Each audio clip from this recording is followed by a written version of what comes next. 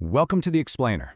I'm so glad you're here with us today because we are going to completely deconstruct the legacy, the jaw-dropping statistics, and the deeply complex psychology of Formula One's absolutely most ruthless competitor, Michael Schumacher.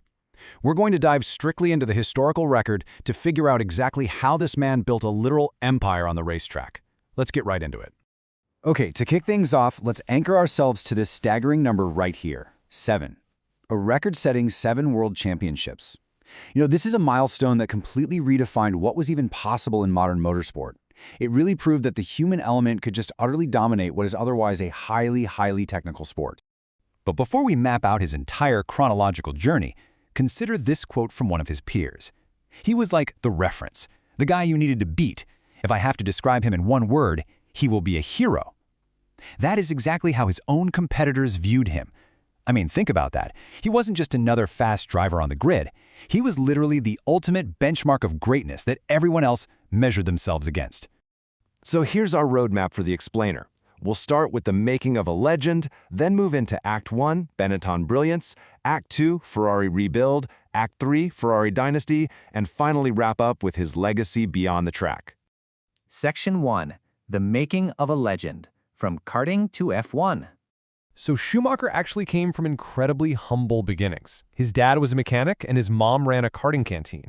He definitely wasn't one of those pay-to-win drivers. Instead, he developed this uniquely physical driving style, grinding his way up through the ranks. But okay, what's truly wild about his timeline is how his 1991 F1 debut actually happened. It didn't come from some standard promotion. No way. In an unbelievable twist of fate, Jordan's driver at the time, Bertrand Gachot, got into a literal fistfight with a London taxi driver using pepper spray. I know, it's crazy. Gachot was thrown in jail, leaving an empty seat just one single week before the race at Spa.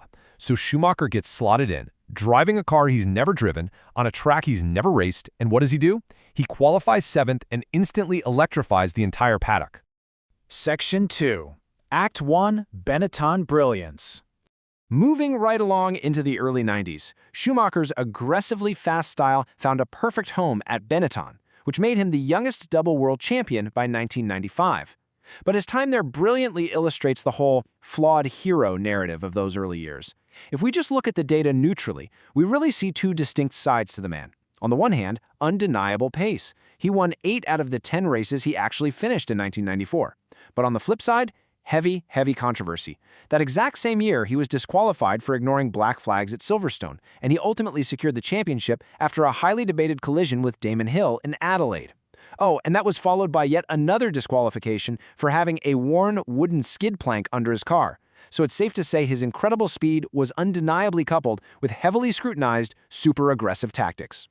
Section 3. Act 2. Ferrari Rebuild. Right, so in 1996, Schumacher makes the staggeringly bold move to a Ferrari team that is just enduring a miserable 21-year title drought. They were fielding a car that his own teammate called a total disaster. But you see, his greatness wasn't just about mashing the throttle. It was truly about his leadership and adaptability. He somehow adapted his driving to the car's absolutely terrible aerodynamics. He showcased his wet weather superpower in Spain by lapping 2 full seconds faster than the entire field in biblical rain. And on top of that, he worked crazy late hours to make sure his mechanics felt valued. Plus, he strategically recruited brilliant minds like Ross Brawn, Rory Byrne, and Jean Todt to basically systematically rebuild the entire culture of the team from the ground up. However, we have to talk about how that intense, obsessive drive had a darker consequence. In 1997 at Jerez, his paranoid perfection kind of pushed him over the edge.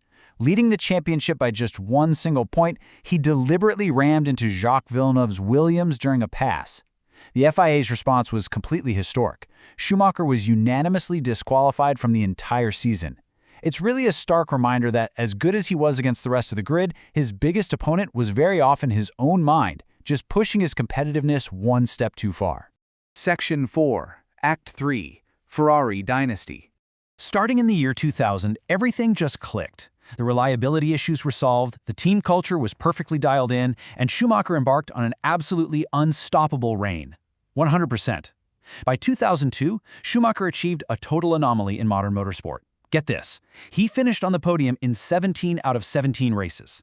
He secured his 5th world championship with 6 races still left to go in the season. We're talking flawless strategy, flawless driving, and literally 0 mechanical failures from the team. unbelievable. To really grasp the sheer scale of this demolition, you have to look at the lap data from 2004. Just comparing the stats, Schumacher alone led 683 laps. Meanwhile, the next 6 drivers combined sat at just 439 laps. Let that sink in. He literally led more laps than half a dozen of his closest drivers put together, winning 12 of the first 13 races. I mean, it was just a complete and total dismantling of the entire field. But, all dynasties eventually face a reckoning, right? In 2005, new tire and downforce regulations came into play, meaning a single set of tires had to last the entire race. This basically nerfed Ferrari's core strategy of running these aggressive short sprints on really grippy tires. So, for the first time in years, the car just couldn't compete, and this prompted a very rare, super vulnerable admission of defeat from Schumacher, who actually said, "I was trying to fight with a blunted weapon. If your weapons are weak, you don't have a chance." Section 5. Legacy Beyond the Track. Following a brief retirement and a 3-year comeback with Mercedes, where, by the way, he laid a ton of crucial groundwork for their future dominance, Schumacher retired for good in 2012. But the most profound chapter of his story happened away from the circuits. In December of 2013, while on a family skiing trip in the French Alps, Michael struck a hidden rock. Despite wearing a helmet, the severe impact resulted in a really tragic, traumatic brain injury. He was immediately placed in a medically induced coma for neurosurgery. And ever since that day, a very private battle began. His family, led by his incredible wife Corinna, has fiercely guarded his privacy, keeping him completely shielded from the public eye. So as we wrap up this explainer, I want to leave you with a question to ponder about his really multi-dimensional legacy. What truly defines a GOAT, the greatest of all time? Is it just the pristine trophies and the staggering data we've explored today? Or is it that relentless, borderline obsessive drive to push the absolute limits of machinery, of team culture, and, yeah, sometimes even the rules themselves? However you look at it, Michael Schumacher was a pioneer who showed the whole world what was possible on the absolute edge. Thanks so much for joining me today, and I'll see you next time.